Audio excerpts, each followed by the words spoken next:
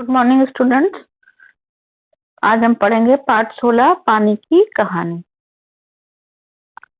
मैं आगे बढ़ा ही था कि बेर की झाड़ी पर से मोती सी एक बूंद मेरे हाथ पर आ पड़ी। मेरे आश्चर्य का ठिकाना न रहा जब मैंने देखा कि ओस की बूंद मेरी कलाई पर से सरक कर हथेली पर आ गई। मेरी दृष्टि पड़ते ही वह ठहर गई। थोड़ी देर में मुझे सितार के तारों की सी झंकार सुनाई देने लगी।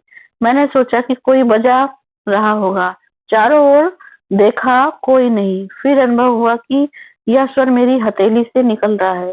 ध्यान से देखने पर मालूम हुआ कि बूंद के दो कण हो गए हैं और वे दोनों हिल हिलकर स्वर उत्पन्न कर रहे हैं, मानो बोल रहे हों।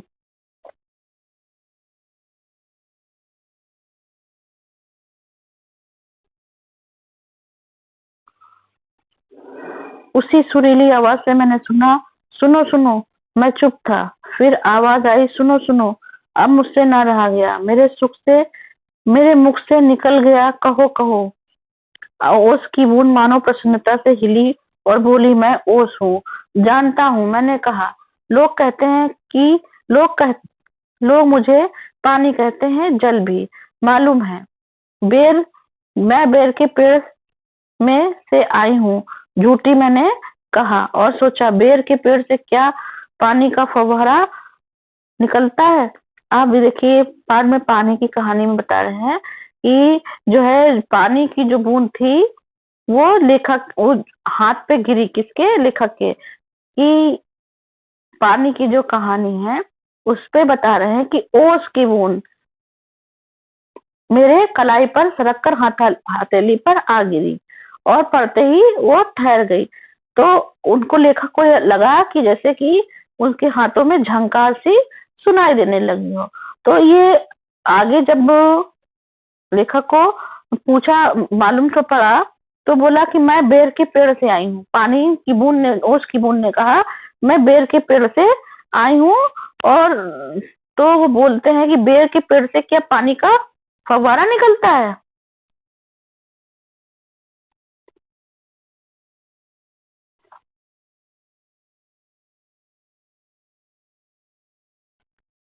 बूंद फिर हिली, मानो मेरे अविश्वास से उसे दुख हुआ हो। सुनो, मैं इस पेड़ के पास की भूमि में बहुत दिनों से इधर उधर घूम रही थी। मैं कणों का हृदय टटोलती फिरती थी कि एकाएक पकड़ी गई। कैसे? मैंने पूछा। वह जो पेड़ तुम देखते हो ना, वह ऊपर ही इतना बड़ा नहीं है, पृथ्वी में भी लगभग इतना ही बड़ा है। उसकी बड़ी जड़ें, छोटी जड़ें और जड़ों के रोए हैं। वे रोए बड़े निर्दयी होते हैं, मुझ जैसे असंख्य जलकणों को बलपूर्वक पृथ्वी में खींच लेते हैं। कुछ को तो पेड़ एकदम खा जाते हैं और अधिकांश का सब कुछ छीनकर उन्हें बाहर निकाल देते हैं। देखिए, बता रही है बूंद, बता रही है पानी की बूंद, कोश की बूंद। ये जो है, मेरी निर्दयता पूर्वक कहानी सुनो कि मैं इधर उधर घूम रही थी, तो जो ये बड़े बड़े पेड़ देख रहे हैं, तो ये जो पेड़ पृथ्वी के ऊपर जितने हैं उतने ही लगभग पृथ्वी के अंदर है। और उनकी जड़ें जो है, बड़ी बड़ी जो जड़ें हैं, उनके रोए हैं, वो बड़े निर्दयी हैं। ये जो है उसकी जड़ों को बड़ी निर्दयता पूर्वक अपनी ओर खींच लेते हैं और कुछ को बाहर निकाल देते हैं। क्रोध और घृणा से उसका शरीर कांप उठा। इससे उसका शरीर क्रोध और घृणा से कांप उठा। तुम क्या समझते हो कि वे इतने बड़े यूं ही खड़े हैं? उन्हें इतना बड़ा बनाने के लिए मेरे असंख्य बंधुओं ने अपने प्राण नाश किए हैं। मैं बड़े ध्यान से उनकी कहानी सुन रहा था। तो उसकी बूंद बता रही है कि जो पेड़ इतने बड़े बड़े हो गए हैं, तो हम जैसी बूंदों ने क्या किया है, अपने प्राण नाश कर दिए, अपना सर्वस्व उनको दे दिया है। तो इसी बात को कह रही है। हाँ, तो मैं भूमि के खनिजों को अपने शरीर में घुलाकर आनंद से फिर रही थी कि दुर्भाग्यवश एक रोए से मेरा शरीर छू गया। मैं काफी दूर भागने का प्रयत्न किया, परंतु वे पकड़कर छोड़ना नहीं जानते। मैं रोए से खींच ली गई। अब वो बता रही है कि जो है, एक दिन की वो बता रही है उसकी बूंद की, मेरा जो है दुर्भाग्यवश जो है एक रोए से मेरा शरीर छूट गया और वो कांपी और उसने उसको उसकी बूंद को अपनी ओर खींच लिया। फिर क्या हुआ? मैंने पूछा। मेरी उत्सुकता बढ़ चली थी। मैं एक कोठरी में बंद कर दी गई। थोड़ी देर बाद ऐसा जान पड़ा कि कोई मुझे पीछे से धक्का दे रहा है और कोई मानो हाथ पकड़कर आगे खींच रहा हो। मेरा एक भाई भी वहां लाया गया। उसके लिए स्थान बनाने के कारण मुझे दबाया जा रहा था। आगे एक और बूंद मेरा हाथ पकड़कर ऊपर खींच रही थी। मैं उन दोनों के बीच पिस चली। मैं लगभग 3 दिन तक शाश्वत भूंगती रही। मैं पत्तों के नन्हे-नन्हे छेदों से होकर जैसे-तैसे जान बचाकर भागी। मैंने सोचा था कि पत्ते पर पहुंचते ही उड़ जाऊंगी, परंतु बाहर निकलने पर ज्ञात हुआ कि रात होने वाली थी और सूर्य जो हमें उड़ने की शक्ति देते हैं जा चुके थे और वायुमंडल में इतने जल कण उड़ रहे थे कि मेरे लिए वह स्थान ही नहीं है। मैं अपने भाग्य पर भरोसा कर पत्तों पर, अब यहाँ पर देखिए ओश की बूंद बता रही है कि जो है जब मैं रोए से खींच ली गई, ओस की बूंद जो है पेड़ की जो जड़ें थी उनके रोए द्वारा खींच ली गई, तो ऐसे लग रहा था कि मैं एक कोठरी में बंद कर दी गई हूँ और कोई मुझे पीछे से धक्का दे रहा है और आगे से खींच रहा है। मेरा एक भाई भी वहां ला गया, मतलब ओस की बूंद की तरह अन्य बूंदें भी वहां लाई गई। एक बूंद मेरा हाथ पकड़कर ऊपर खींच रही थी और दोनों के बीच पिस चली। अब ये बता रही है ओस की नन्ही बूंद कि नन्हे-नन्हे छेदों से होकर जान बचाकर भागी और पत्ते पर पहुंचते ही उड़ जाऊंगी, लेकिन ऐसा नहीं हुआ क्योंकि रात होने वाली थी और सूर्य जा चुके थे, क्योंकि जब सूर्य होते हैं तभी जो है ओस की बूंद भाप बनकर उड़ पाती। आगे बता रहे हैं,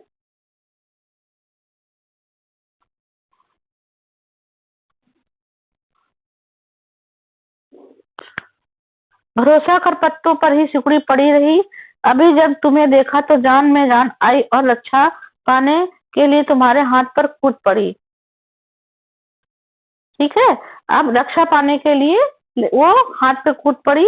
इस दुख तथा भावपूर्ण कहानी का मुझ पर बड़ा प्रभाव पड़ा। मैंने कहा, जब तक तुम मेरे पास हो कोई पत्ता तुम्हें न छू सकेगा। भैया तुम्हें इसके लिए धन्यवाद। मैं जब तक सूर्य न निकले तभी तक रक्षा चाहती हूँ। उनका दर्शन करते ही मुझ में उड़ने की शक्ति आ जाएगी। मेरा जीवन विचित्र घटनाओं से परिपूर्ण है। मैं उसकी कहानी तुम्हें सुनाऊंगी। मैं तुम्हारा हाथ तनिक भी ना दुखेगा। अच्छा सुनाओ। अब वो पानी की कहानी, उसकी जो बूंद है उसकी कहानी सुनो। वो सुनाने लगती है। बहुत दिन हुए मेरे पुरखे हाइड्रोजन यानी हाइड्रोजन और ऑक्सीजन यानी ऑक्सीजन नामक दो गैसें सूर्यमंडल में लपेटों के रूप में विद्यमान थी।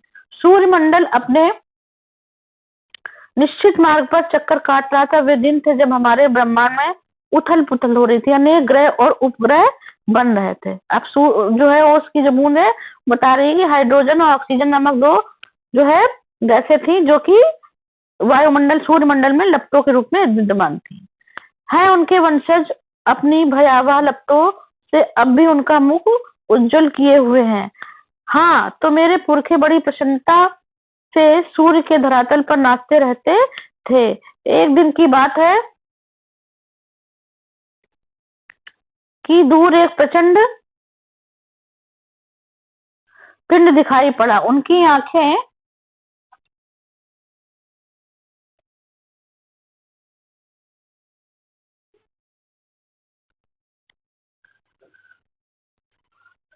चौंधियाने लगी। यह पिंड बड़ी तेजी से सूर्य की ओर बढ़ रहा था। जो पास आता जाता उसका आकार बढ़ता जाता।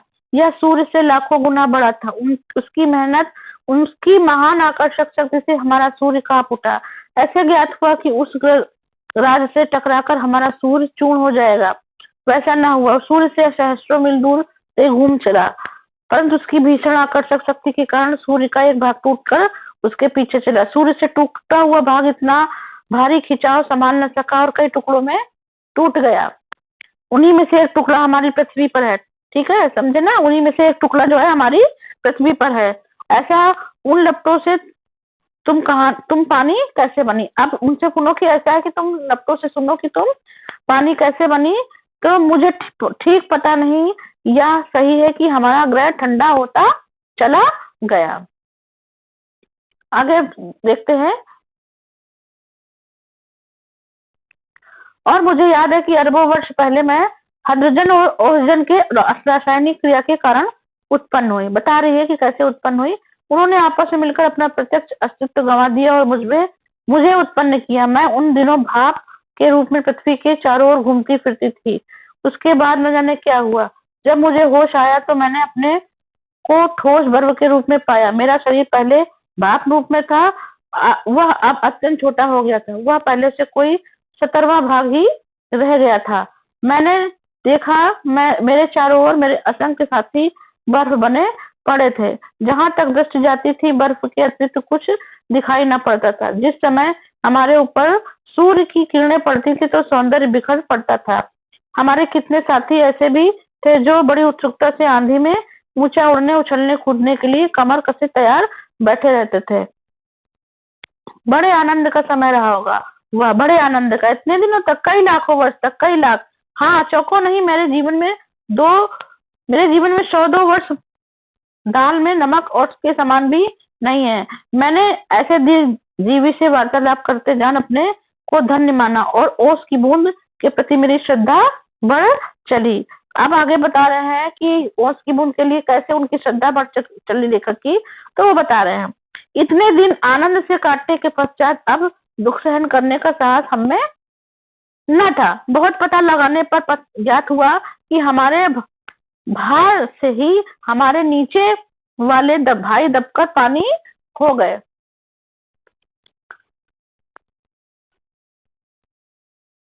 इतने आनंद से, ठीक है, इतने आनंद से हम शांति से बैठे दिन में हवा खेलने की कहानियां सुन रहे थे कि अचानक ऐसा अनुभव हो कि मानो हम सरक रहे हैं। उसके मुख पर हवाइयां उड़ने लगी। अब क्या होगा। इतने आनंद से काटने के पश्चात अब दुख सहन करने का साहस हमें न था। बहुत पता लगाने पर हमें ज्ञात हुआ कि हमारे भार से ही हमारे नीचे वाले भाई दबकर पानी हो गए। उनका शरीर ठोसपन को छोड़ चुका है और उनके तरल शरीर पर हम फिसल चले हैं। उसकी बूंद जो है कहानी बता रही है।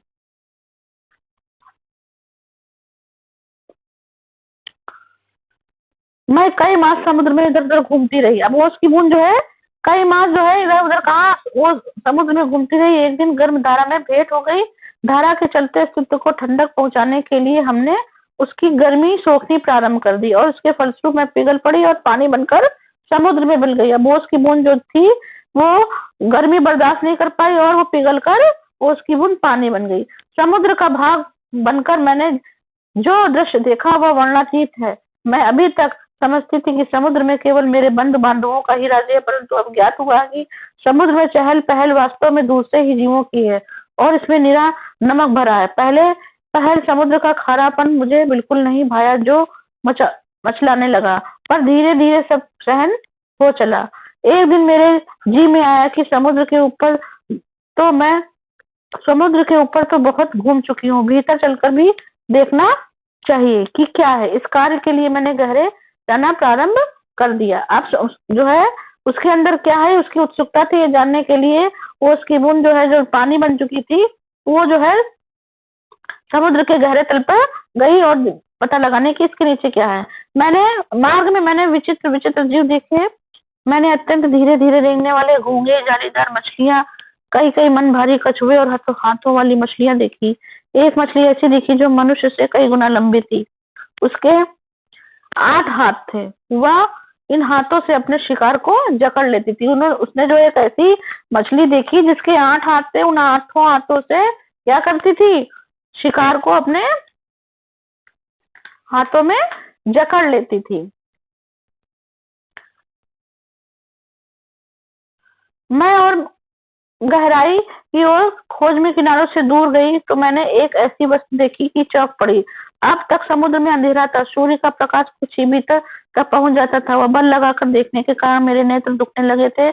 मैं सोच रही थी कि यहाँ पर जीवों की कैसे दिखाई पड़ता होगा कि सामने ऐसा जीव दिखाई पड़ा कि मानो कोई लालटेन लेकर घूम रहा हो। यह एक अत्यंत सुंदर मछली थी। इसके शरीर में एक प्रकार की चमक निकलती थी जो इसे मार्ग दिखलाती थी। इसका प्रकाश देखकर कितनी छोटी छोटी अनजान मछलियां इसके पास आ जाती थी और यह जब भूखी होती थी तो पेट भरकर उनका भोजन कर लेती थी। ठीक है, कैसी विचित्र बात है। अब जो वो देखती कि नहीं कितना अंधेरा था, लेकिन उस अंधेरे पर उसे दिखता है कि एक ऐसी मछली थी जो चमकदार मछली थी और चमकदार मछली को देखते हुए जो छोटी मछलियां उनके पास आती थी उनको वो खा जाती थी, उनको अपना भोजन बना लेती थी। जब मैं और नीचे समुद्र की गहरी तह में पहुंची तो देखा कि वहां भी जंगल है। छोटे ठिंगने मोटे पत्ते वाले पेड़ बहुतायत से उगे हुए हैं। वहां पर पहाड़ियां हैं, घाटियां हैं। इन पहाड़ियों की गुफाओं में नाना प्रकार के जीव रहते हैं जो निपट अंधे तथा महा आलसी हैं। यह सब देखने में मुझे कई वर्ष लगे। जी में आया कि ऊपर लौट चले, परंतु प्रयत्न करने पर जान पड़ा कि यह असंभव है। मेरे ऊपर यानी पानी की कोई 3 मील मोटी तह थी। मैं भूमि से घुसकर जान बचाने की चेष्टा करने लगी। यह मेरे लिए कोई नई बात न थी। करोड़ों जलकण इसी भांति अपनी जान बचाते हैं और समुद्र का तल नीचे धंसता जाता है। अब वो सोच रही है, जो उसकी बूंद थी अब वो पानी बन चुकी थी, तो सोच रही थी कि मैं कैसे निकलूं, कैसे जाऊं। तो उसको ये पता चला क्योंकि पानी की तह जो उसके ऊपर बहुत मोटी हुई तह थी, वो नहीं जा सकती थी। तो वो सोचने लगी कि मैं जो है भूमि से नीचे चले जाऊं, लेकिन वो जाना संभव नहीं था। मैं अपने दूसरे भाइयों के पीछे पीछे चट्टान में घुस गई। कई वर्षों में कई मील मोटी चट्टान में घुसकर हम पृथ्वी के भीतर एक खोखले स्थान में निकले और एक स्थान पर इकट्ठा होकर हम लोगों ने सोचा कि क्या करना चाहिए। कुछ की सम्मति में वहीं पड़ा रहना ठीक था, परंतु हमें कुछ उत्साही युवा भी थे। वे एक स्वर में बोले, हम खोज करेंगे, पृथ्वी के हृदय में घूम घूम कर देखेंगे कि पृथ्वी इसकी भीतर क्या छिपा हुआ है। तो वो बता रही है कि जो है उसने कोशिश की तो वो एक चट्टान में घुस गई और चट्टान में घुसने के बाद उसके जैसे कई उसको वहां पर भाई दिखाई दिए। तो वो बता रही है कि यहीं पे पड़ा रहना चाहिए था, लेकिन कुछ लोग बोले कि नहीं, हम यहाँ खोज करेंगे कि इसके भीतर क्या छिपा हुआ है। ठीक है, देखिए चित्र भी देख रहे हैं, पानी की जो कहानी आप चित्र पर पढ़ रहे हैं पाठ, उसमें चित्र में भी देख रहे हैं। आगे देखते हैं। अब शोर मचाते हुए आगे बढ़े तो एक ऐसे स्थान पर जा पहुंचे जहां ठोस वस्तु का नाम भी न था। बड़ी बड़ी चट्टान लाल पीली पड़ी थी और नाना प्रकार की धातुएं इधर उधर बहने की उतावली हो रही थी। इसी स्थान के आसपास एक दुर्घटना होते होते बची। हम लोग अपनी इस खोज से इतने प्रसन्न थे कि अंधा धुंध बिना मार्ग देखे बढ़े जाते थे। इससे अचानक एक ऐसी जगह जा पहुंचे जहाँ तापक्रम बहुत ऊंचा था।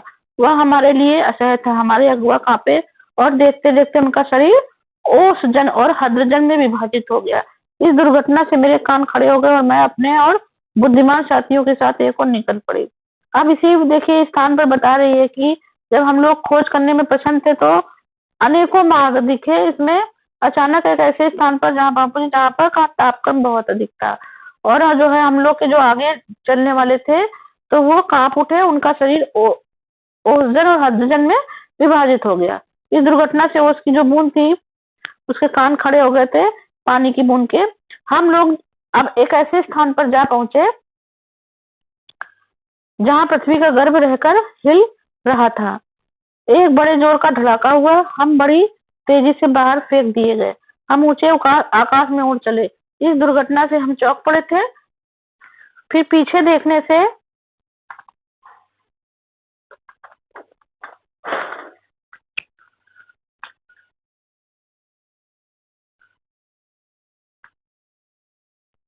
ज्ञात हुआ कि पृथ्वी फट गई और उसमें धुआं, रेत, पिघली धातु और लपटें निकल रही हैं। यह दृश्य बड़ा ही शानदार था और हमें इसे देखने के लिए बार बार इच्छा होने लगी। तो वो देखती है कि यहाँ पर पृथ्वी फट चुकी है, उसमें धुआं और रेत अन्य धातुएं निकलने लगी। मैं समझ गया कि तुम ज्वालामुखी की बात कर रही हो, नहीं कि ज्वालामुखी प्रस्फुटित हो गया था। हाँ, तुम लोग उसे ज्वालामुखी कहते हो। अब जब हम ऊपर पहुंचते हैं तो हमें एक और भाप का बड़ा दल मिला। हम गरज कर आपस में मिले और आगे बढ़े। पुरानी सहेली आंधी के भी हमें यहाँ दर्शन हुए। वह हमें पीठ पर लादे कभी इधर तो ले जाती तो कभी उधर। वह दिन बड़े आनंद के थे। हमें आकाश में स्वच्छंद किलोले करते फिरते थे। यानी कि वो बता रही है शिवन कि वहाँ ज्वालामुखी फूटा, जो कि ज्वालामुखी आप लोग बोलते हो लेकिन हमारे समझ में तो कुछ और ही था। और वो बता रही है उसकी मुन आगे कि बहुत से भाप जल कणों से मिलने के कारण हम भारी हो चले और नीचे झुक गए और एक दिन बूंद बनकर नीचे कूद पड़े।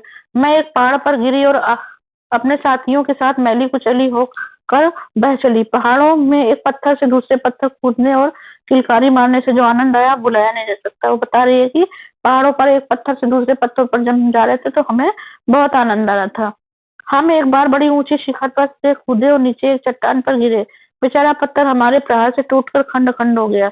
यह जो तुम इतनी बड़ी देखते हो, पत्थरों के चबा चबा कर हम ही बनाते हैं। जिस समय हम मौज से में आते हैं तो कठोर से कठोर वस्तु हमारा प्रहार सहन नहीं कर सकती। देखिए, अब इसमें बता रही है ओश की वो जो बूंद है, पानी की जो बूंद है, वो बता रही है कि जो है जब हम पहाड़ों पे कूदे तो हमें चट्टान पे जा मिल गिरे और एक पत्थर से टूट टकराकर खंड खंड हो गया। और तुम इतनी रेत में देख तुम इतनी रेत देखते हो तो पत्थरों को चबा चबा कर भी हम भी बनाते हैं। वो बता रही है होश की बूंद। अपने विजयों में उन्मत्त होकर हम लोग इधर उधर बिखर गए। मेरी इच्छा बहुत दिनों से समतल भूमि देखने की थी, इसलिए मैं छोटी धारा में मिल गई। अब वो छोटी धारा में मिल गई उसकी बूंद, पानी की बूंद। प्रसन्नता के वे दिवस बड़े बहुत मजे के थे। हम कभी भूमि को काटते, कभी पेड़ों को खोखला कर उन्हें गिरा देते। बहते बहते मैं एक दिन एक नगर के पास पहुंची। मैंने देखा कि नदी के तट पर एक ऊंची मीनार में कुछ काली काली हवा निकल रही है। मैं उत्सुक हो उसे देखने को क्या बढ़ी कि अपने हाथों दुर्भाग्य को न्योता दिया। ज्यों ही मैं अपने उसके पास पहुंची तो अपने और साथियों के साथ मोटे नल में नीचे खींच ली गई। अब देखिए, अब वो बता रही है कि सरिता जब वो नदी में जा मिली थी तो भूमि को काटते, कभी पेड़ों को खोखला बनाकर गिरा देते। कौन? सरिता, मतलब नदी। और बहते बहते वो देखती है नदी के तट के ऊंची मीनार की काली काली हवा में निकल रही है। उत्सुकता बस देखने को क्या बढ़ी कि हाथों से दुर्भाग्य न्योता दिया और वो मोटे नल में खींच ली गई। कई दिनों तक मैं नल नल घूमती फिरी। मैं प्रतिक्षण उसमें से निकल भागने की चेष्टा करने लगी। पानी की बूंद जो है नल नल घूमती रही, निकलने की चेष्टा करती। भाग्य मेरे साथ था। बस एक दिन रात के समय मैं एक ऐसे स्थान पर पहुंची जहां नल टूटा हुआ था। मैं तुरंत उससे होकर निकल भागी और पृथ्वी पर समा गई। अब वो जो पानी की जो बूंद थी वो इधर उधर होते होते होते उसकी बूंद जो है क्या हो गई, नल नल घूमने लगी और एक ऐसे नल पर पहुंची जहां नल टूटा था। उससे होकर वो पृथ्वी में समा गई।